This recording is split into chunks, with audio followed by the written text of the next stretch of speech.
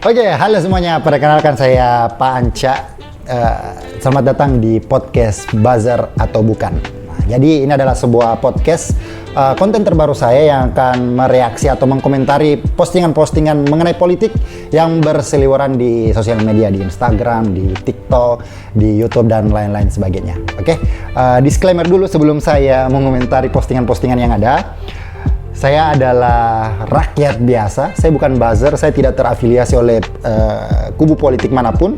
Saya bukan pendukung Anies, bukan pendukung Ganjar, bukan simpatisan partai dan lain sebagainya. Saya betul-betul rakyat biasa, oke? Yang kebetulan saya sangat concern terhadap politik, terutama di akhir-akhir ini kondisi perpolitikan di Indonesia, memprihatinkan, oke? Itu, oke. Jadi di konten kali ini kita akan nonton beberapa video. Setelah saya nonton, saya akan mereaksi video tersebut dan mengungkapkan pendapat saya mengenai video tersebut. Jadi teman-teman bisa sama-sama melihat videonya, apakah video ini ada buzzer di dalamnya atau tidak, oke? Atau diposting oleh buzzer atau tidak, oke? Kita mulai ke video pertama, teman-teman. Hidup Pak Jokowi. Saya cuma pengen mengingatkan satu, Pak Prabowo, satu orang aja, Pak Presiden. Pak, rakyat ini temenmu, jangan milih. Salah milih temen. Bukan hidup Jokowi, hidup rakyat. Rakyat ini bersedia menderita kalau demi kebaikan. Wes mau diancam kayak apa, ayo kita lapar bersama, nggak masalah toh. Asal jangan kita lapar, kamu makan kenyang sendirian, enggak, kita menderita bersama, enggak apa-apa. Betul. Bukan hidup Jokowi, tapi harusnya hidup rakyat Indonesia. Nah, ini nih yang apa ya? Apalagi melihat akhir-akhir ini pidato-pidato Pak Prabowo yang kontroversial dan ya bisa dikatakan saya hanya bisa menghela nafas. Pertama nih, kita breakdown satu-satu pidatonya Pak Prabowo yang sangat menggelitik rakyat. Pertama, dia bilang endasmu loh. Selevel presiden bilang endasmu. Dan di pidatonya dia kenapa alasan dia bilang endasmu kepada rakyat karena rakyat mengkritik kabinetnya terlalu gemuk. Men, bayangin men. Kita rakyat ngeritik pemerintah.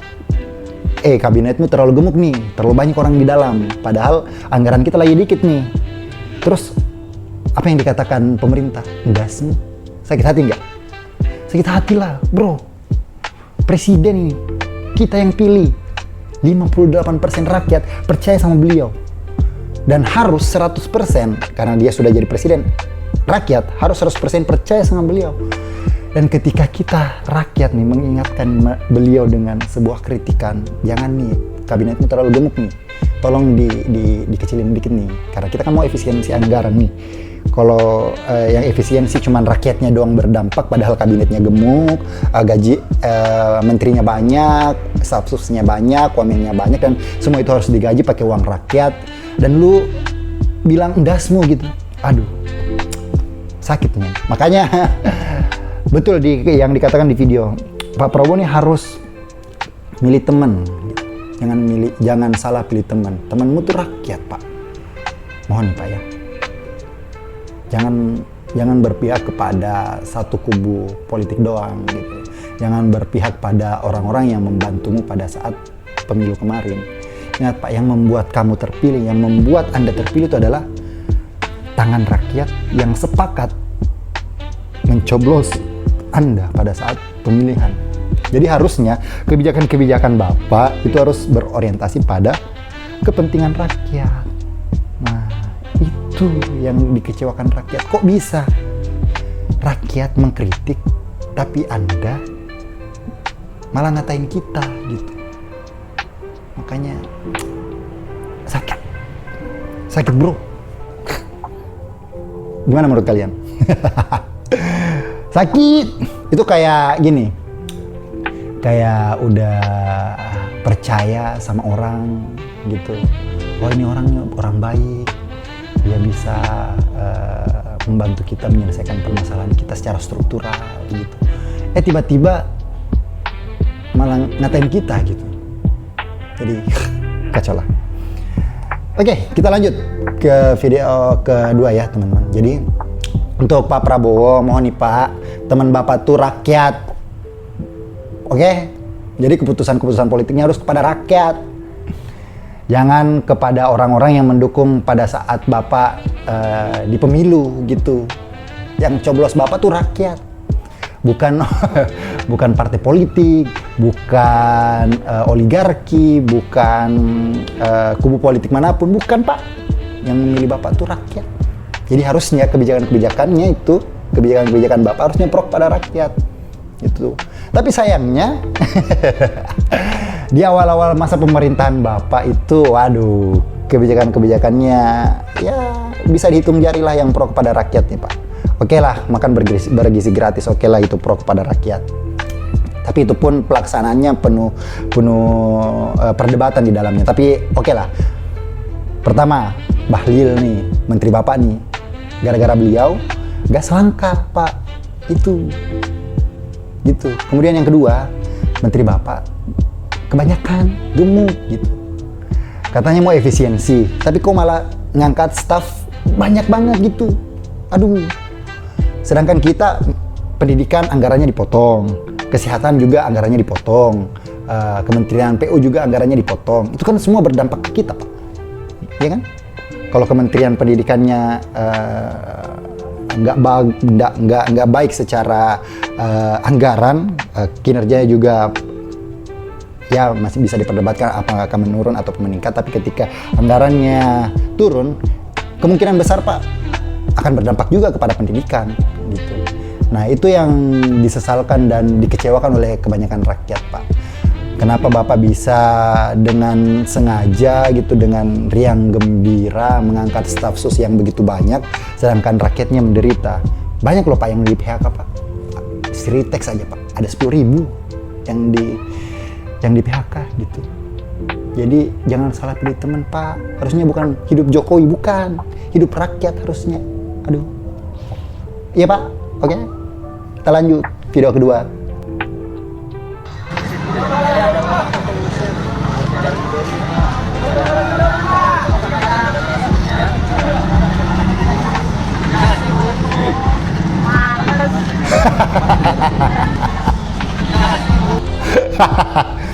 Gokil. Ibu-ibu men bilang males ke Pak Gibran.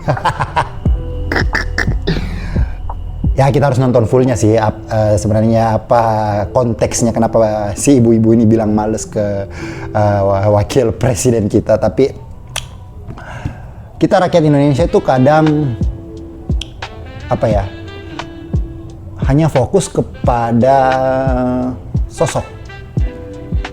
Itu kita terlalu fokus pada sosok. Kalau kita dalami secara baik-baik ya, kita harus pahami dulu tuh, apa tuh sebenarnya tugasnya wakil presiden. Apakah tugasnya wakil presiden yang memang turun ke rakyat melihat langsung kalau ada bencana terjadi, atau melaksanakan sebuah kebijakan, atau menyusun program untuk menyelesaikan permasalahan di rakyat, atau bagaimana? Itu dulu yang kita harus pahami gitu. Karena ketika kita melihat bahwa seorang pejabat tugasnya harus terjun langsung kepada rakyat, wah itu salah men. Salah. Pemerintah itu negara ya, dilaksanakan oleh 3 minimal. Ada eksekutif, legislatif, dan yudikatif. Jadi kita harus paham tugasnya wapres ini apa. Apakah memang tugasnya adalah turun langsung ke rakyat, melihat kondisi rakyatnya ketika terjadi bencana, atau menyusun kebijakan atau menyusun sebuah program agar bencananya ini tidak terjadi lagi setelahnya gitu. Jadi kalau saya memandang video ini harusnya kita tidak hanya fokus kepada Mas Gibran atau Mas Wapres ini turun ke rakyat. Enggak. Kita harus lihat apa nih tindak lanjutnya setelahnya gitu. Karena jangan sampai si Mas Wapres ini turun ke rakyat, melihat kondisi yang ada di masyarakat kayak gimana, oh permasalahannya A, B, C, terus udah gitu aja, nggak ada tindak lanjut gitu. Nah ini nih yang harus kita ketahui nih gitu. Apakah Mas Wapresnya setelah turun ke rakyat dan melihat bencana yang terjadi di mana nih, di Bekasi, oh yang terjadi di Bekasi masalahnya itu A, B, C. Oh ternyata permasalahannya di Bekasi banyak alih guna lahan yang awalnya dijadikan sebagai resapan air diubah jadi sebuah perumahan. Oh banyak perumahan nih sehingga terjadi banjir. Nah kemudian si Wapres ini atau Mas Gibran melakukan konsolidasi nih kepada pemerintah daerah, pada pemimpin-pemimpin yang ada di daerah tersebut. Gimana nih? Bagaimana caranya kita menyelesaikan permasalahan ini? Oh harus bikin ini, bikin A, bikin B, bikin C. Nah itu tuh yang harus kita awasi. Jangan berhenti pada, wih keren nih, Mas Gibran turun langsung ke rakyat. No, jangan di situ bro. Karena ketika kita fanatik kepada tokoh politik atau politisi, itu menjadi bumerang yang luar biasa untuk kita teman-teman, karena politisi itu pada dasarnya adalah memenangkan sesuatu. Jadi tujuan politisi adalah menang. Sudah saya bahas di beberapa konten saya, tujuan politisi adalah menang. Gimana caranya dia menang mendapat jabatannya. Jadi kita sebagai rakyat nggak boleh fanatik kepada politisi, at least sama Gibran nggak boleh, karena bisa saja namanya juga manusia ya, manusia pasti ada salah, ada khilaf. Jadi kita nggak boleh fanatik kepada seseorang. Dan kita tahu waktu pemilu 2014-2019 kita lihat dan kita tahu bersama Pak Prabowo dan Pak Jokowi, waduh, nggak bisa bersatu kelihatannya ya, kayak minyak dan air gitu, nggak bisa bersatu. Tapi toh ujung-ujungnya mereka malah temenan, malah berkoalisi, malah gabung di pemerintahan gitu. Jadi kita nggak boleh fanatik kepada sosok gitu. Karena kalau kita sebagai rakyat fanatik kepada sosok, apapun yang dilakukan oleh sosok atau politisi ini, baik itu benar ataupun salah, kita akan mencari alasan untuk membenarkan perilakunya gitu. Nah, jadi di konteks dalam video ini kita nggak boleh berhenti pada oh iya nih si Wapres, tapi kita harus apresiasi ya, wakil presiden kita terjun langsung ke masyarakat melihat kondisi banjir yang dirasakan oleh rakyatnya. Tapi kita nggak boleh berhenti di situ teman-teman. Kita harus tahu nih apa nih selanjutnya. Masa cuman datang melihat apa yang terjadi terus udah, kayak kalau gitu rakyat biasa juga bisa ya kan gitu. Oke? Kita lihat komentarnya dulu. Bilang males kalau Mas Gibran udah pergi ntar juga ngambil. Aduh, inilah rakyat kita ya. Kita terlalu apa ya? Terlalu transaksional kepada pemerintah gitu. Nah ini inilah yang membuat kita sulit maju secara demokrasi dan secara politik teman-teman. Karena kita merasa ketika kita memilih seseorang atau memilih seseorang atau memutuskan untuk berpihak kepada kubu tertentu, kita harus mencari apa manfaatnya atau apa yang mereka bisa lakukan kepada kita gitu. Nah makanya bansos itu atau serangan fajar itu kerap sekali dijadikan senjata andalan para politisi untuk mendapatkan suara, karena kita transaksional sebagai rakyat gitu. Saya nggak mau pilih lu gitu. Misalnya ada seorang politisi nih, dia secara ide, secara gagasan bagus, dia punya visi misi yang jelas, tapi ternyata dia nggak punya sumber daya yang mumpuni untuk memberikan serangan fajar misalnya. Ya kita sebagai rakyat, ya apaan sih lu nggak ngasih gua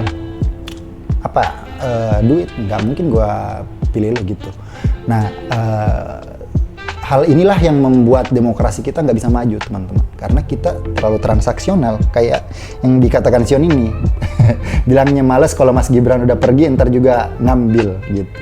Aduh. Jadi kalau kita mau maju sebagai sebuah bangsa, ketika kita melaksanakan sebuah demokrasi, baik itu pemilihan daerah ataupun pemilihan kepala daerah ataupun pemilihan legislatif dan pemilihan presiden, itu kita tidak boleh transaksional secara uang ya, secara materi. No, kita harus lihat gagasannya kayak gimana, kita harus lihat programnya kayak gimana, kita harus lihat rekam jejaknya sebelumnya kayak gimana, wataknya seperti apa sebelumnya, apakah sudah ada pengalaman dia memimpin sebuah daerah, gimana cara dia memimpin. Nah itu yang harusnya jadi landasan kita memilih seorang pemimpin. Nggak bisa transaksional, nggak bisa lu kasih gue duit, gue pilih lu, nggak bisa. Ketika kita rakyat seperti itu ya pemimpin-pemimpin yang terpilih juga pemimpin-pemimpin yang transaksional juga gitu. Ketika dia terpilih ya mereka akan mencari sesuatu yang bisa mengembalikan modal mereka. Iya kan? Itu kan yang terjadi, makanya korupsi di Indonesia banyak. Kenapa? Karena pemimpin-pemimpin yang terpilih dia menggunakan semua sumber daya materialnya untuk terpilih. Jadi ketika dia terpilih, ya dia cari cara dong gimana caranya balik modal. Kenapa bisa seperti itu? Karena rakyatnya menginginkan itu. Itu masalahnya, teman-teman. Oke, kita lanjut ya. Cuman satu orang, itu pun masih diragukan kesehatan jiwanya. Tetap semangat Mas Gibran, kepedulianmu kepada warga terdampak adalah bukti pemimpin yang cinta rakyatnya. Ini saya yang bilang, kita nggak boleh, saya ulang, kita tidak boleh fanatik terhadap satu tokoh politik manapun. Titik. Dan kalau kita lihat siapa nih yang komen, Bang Romi, dia terlihat bahwa dia kelihatan sekali bahwa ya fanatik terhadap Gibran ini, Mas Gibran ini. Ingat ya, kita nggak boleh fanatik kepada tokoh politik manapun. Karena kenapa teman-teman? Manusia itu gampang berubah. Kita nggak boleh berpihak pada manusianya, kita harus berpihak kepada idenya. Jadi ketika nanti di masa depan idenya berubah, gagasannya berubah, ya kita nggak dukung lagi orangnya. Yang kita dukung adalah idenya dan gagasannya. Kalau emang pemerintahan kita gagasannya baik, kemudian atau ada tokoh politisi yang memang idenya bagus dan gagasannya bagus untuk rakyat, ya kita dukung. Tapi ketika di masa depan nanti dia berubah dan gagasannya juga sudah mulai berubah, tidak mengarah kepada rakyat, ya kita nggak boleh gitu. Dan si Bang Romi ini terlihat bahwa dia hanya fokus kepada Mas Gibrannya turun langsung ke rakyat. Tidak, teman-teman. Kita harus fokus setelahnya apa. Jangan sampai dia turun ke rakyat, Mas Gibran turun ke rakyat dan melihat kondisi yang terjadi di Bekasi seperti apa, kemudian udah kelar, nggak ada tindak lanjutnya. Gitu. Paham ya teman-teman ya? Oke. Sepertinya tidak ada buzzer di sini ya. Coba kita lihat nih. Bang Romi, gimana profilnya? Sepertinya bukan buzzer nih. Oke, kita lanjut ke video selanjutnya. Saya punya video di Instagram. Kita coba buka dulu Instagram nih. Ponfar, tempat di mana ratusan ponsel yang mewakili orang-orang yang mungkin sedang kamu ajak berdebat di kolom komentar digunakan untuk menghasilkan interaksi palsu. Ponsel-ponsel ini sering tanpa layar dan baterai, diletakkan di rak dan terhubung ke satu komputer. Satu perintah dari komputer dapat menghasilkan ratusan like, follow, atau rating bintang. Tujuan utama mereka adalah menghasilkan uang dari engagement palsu, seperti dibayar Rp100.000 untuk 1.000 tampilan di TikTok. Ini adalah Ponfar, tempat di mana buzzer, teman-teman. Buzzer di dunia politik sebenarnya sangat lumrah dan secara umum memang dilakukan di setiap negara. Bahkan setiap politisi punya tim medsosnya tersendiri untuk menanggulangi serangan buzzer ini. Tapi yang perlu kita pahami bahwa kita sebagai rakyat itu betul-betul harus objektif kepada pemerintah. Kita nggak boleh ikut-ikutan kepada buzzer. Dan ini menurut pengalaman saya, ada beberapa ciri buzzer yang harus, atau bukan ciri-ciri buzzer. Ya, ciri-ciri buzzer. Yang pertama, ciri-ciri buzzer tuh memuji secara berlebihan tanpa adanya fakta atau adanya gagasan atau ide yang betul-betul berefek kepada rakyat. Kemudian yang kedua, biasa akunnya itu punya nama yang nggak jelas, angka keriting. Kemudian yang ketiga, nggak punya foto profil biasanya gitu. Dan buzzer ini nih yang bahaya nih. Karena ketika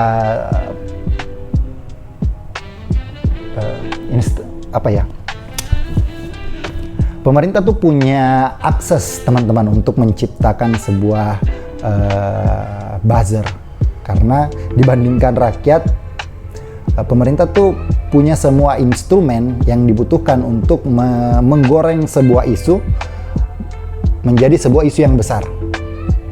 Nah, makanya banyak sekali tuh pengalihan-pengalihan isu yang biasanya dilakukan oleh pemerintah. Saya tidak bicara di Indonesia ya, tapi banyak terutama di Amerika Serikat ketika ada skandal besar yang melibatkan pejabat-pejabat negara, biasanya setelah beberapa hari akan ada skandal artis yang bisa mengalihkan masyarakat untuk membahas isu yang lain dibandingkan membahas isu pejabatnya ini.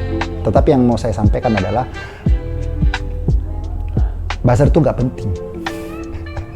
Iya, nggak penting, teman-teman. Dan saya bukan buzzer ya, ingat itu. Jangan sampai kalian, percuma sok-sokan bilang jangan percaya buzzer dan lain sebagainya, sedangkan lu buzzer. Saya bukan buzzer.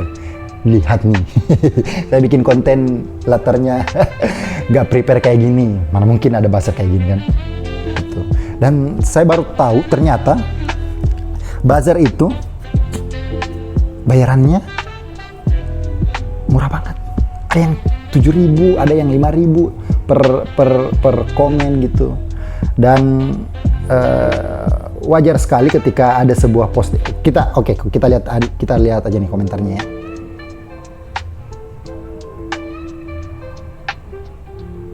Nah, zaman Jokowi aja kayak gini dibayar untuk berita palsu. Aduh, ini nih yang saya bilang nih, kita nggak boleh fanatik atau kebalikannya, nggak boleh benci sebenci-bencinya kepada tokoh politik, teman-teman. Karena bagaimanapun seorang politisi terjun ke politik pasti memiliki sebuah alasan di sana. Jadi kita sebagai rakyat harus betul-betul objektif menilai pemerintahan kita. Oke, ternyata buzzer itu ada ya, teman-teman. Kita lanjut ke video selanjutnya.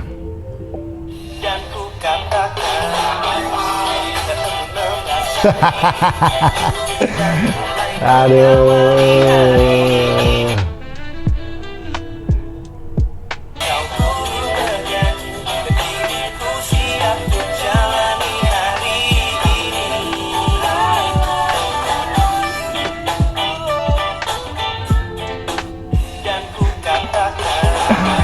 Menko Pangan katanya kepergok naik transportasi umum. Aduh. Kita baca komentarnya ya. Kepergok, tapi yang ngepost partainya sendiri. Kepergok sebelah mana ya? Jangan belajar pencitraan. Itulah saya bilang, teman-teman, kita nggak boleh berfokus pada orangnya. Kita harus berfokus pada gagasannya. Misalnya nih, Menko apa nih? Menko Pangan dan Wamendagri kepergok naik transportasi umum. Jangan lihat bahwa keren nih Menko kita naik transportasi umum. Wah, Wamendagri kita naik transportasi umum. Kita lihat apa kebijakan lo, apa program lu untuk mensejahterakan atau bisa terlihat oleh rakyat gitu. Sebagai Menko Pangan, apa yang lu lakukan? Menteri Koordinator Pangan gitu. Jangan lihat, dia menaik transportasi umum, dia pemimpin yang baik. Enggak, teman-teman. Pemimpin itu tidak dinilai dari seberapa sering dia turun ke rakyat, seberapa sering dia muncul di media, seberapa sering dia naik transportasi umum. Enggak. Pemimpin yang baik atau pejabat yang baik adalah pejabat yang membuat program atau kebijakan yang langsung dirasakan oleh rakyatnya. Gitu. Kalau ini sih fix pencitraan sih ini sih. Aduh, kalau memang mau naik transportasi umum nggak usah direkam, Pak. Aduh. Kalau mau naik transportasi umum ya naik transportasi umum aja gitu, nggak usah sosokan kepergok padahal di syuting oleh timnya sendiri. Aduh. Kita lihat nih, Pak, kok bisa lolos ke Jagung sih, kan sama-sama impor gula. Oke, skip. Ilmunya Mulyonce dipakai paling sehari doang, mana tahan. Kepergok apa syuting. Aduh, kok bisa gitu pejabat kita postingnya kayak gini. Aduh. Inilah kalau kita terbiasa memilih pemimpin dari sosok yang dia gambarkan di sosial media. Yang harusnya kita lihat sebelum memilih pemimpin tuh, kita lihat rekam jejaknya. Bukan postingan dia di Instagram, bukan postingan dia di YouTube, bukan postingan dia di TikTok, bukan. Kalau kalian lihat di postingan di YouTube, di TikTok, itu semua sudah dimanipulasi, sudah diedit, sudah diambil gambarnya secantik mungkin, sekeren mungkin, kemudian dipoles sedemikian rupa, kemudian diposting. Nggak mungkin dong ada orang yang posting hal-hal jelek di sosial medianya, nggak mungkin gitu. Jadi ketika ada pemimpin yang memamerkan seperti ini, jangan mudah percaya teman-teman gitu. Aduh. Itu kan yang terjadi sama Pak Jokowi kemarin yang waduh luar biasa. Kalau saya sih melihatnya Pak Jokowi itu sebagai seorang politisi yang luar biasa hebat dengan kemampuannya menggiring rakyat untuk gimana caranya dia rakyat ini bisa memilih dia. Luar biasa sih. Di luar dari banyaknya kontroversi yang dilakukan, kebijakan-kebijakan yang dia lakukan, anaknya yang memutuskan terjun ke politik, anak bungsunya yang jadi ketua partai atau menantunya yang jadi kepala daerah. Di luar dari itu Pak Jokowi keren. Makanya kita rakyat harus pintar, jangan sampai mudah tertipu oleh pejabat-pejabat yang seperti ini gitu. Terus Pak Menko, mohon nih Pak, kalau memang mau naik transportasi umum, gak usah direkam, gak usah. Naik transportasi umum aja Pak, gak usah. Kalau memang betul-betul mau naik transportasi umum untuk melerai kemacetan, ya mau pasti akan terekam juga oleh masyarakat Pak, pasti akan terlihat. Gak usah bawa tim ke mana nih, ke transportasi umum segala. Gak usah bawa tim untuk ngerekam, gak usah. Naik aja gitu. Karena rakyat pasti akan, wih ngeri juga nih menteri naik transportasi umum, foto A, video A, rekam A gitu. Jadi rakyat akan dengan sendirinya memviralkan Pak, gak usah bawa tim ke sana. Gitu ya Pak ya. Kita lanjut video selanjutnya. Waktu gue kecil nonton Ratatouille gue sempat heran, masa ini kartun ya gambarin tikus bisa ngontrol manusia? Tapi setelah gue ngeliat keadaan negara gue sendiri, gue cuma pengen bilang kontrol. Kontrol. Aduh, iya ya, betul ya. Iya ya. Ratatouille, kartun orang dikendalikan oleh tikus. Di negara kita dikendalikan oleh aduh. Kalau dilihat dari fenomena yang terjadi teman-teman ya, mulai dari korupsi Harvey Muiz yang 300 triliun, kemudian kasus apa lagi tuh yang baru-baru ini tuh, gas LPG yang langka, kemudian kontroversi ini Pertamina nih yang baru-baru ini, kita tuh kayak merasa bahwa negara ini tuh kayaknya ya emang dikontrol oleh tikus deh kayaknya ya, karena melihat dari statement-statement pemerintah atau pejabat-pejabatnya akhir-akhir ini, waduh, Bahlil nyatanya mempertanyakan nasionalisme kita, yang ternyata ujung-ujungnya harusnya kita yang mempertanyakan nasionalismenya beliau karena disertasinya ternyata curang, atau Pak Luhut yang ngatain kita gelap, padahal memang rakyat Indonesia kondisinya sekarang lagi gelap-gelapnya, PHK banyak, kemudian siapa tuh yang nyuruh kita ya udah pergi aja ke luar negeri, siapa tuh lupa ya, itulah pokoknya. Jadi sepertinya genre negara kita emang kayaknya genre Ratatouille, bukan genre apa ya, memang diadaptasi dari filmnya Ratatouille deh. Oke, cukup sekian teman-teman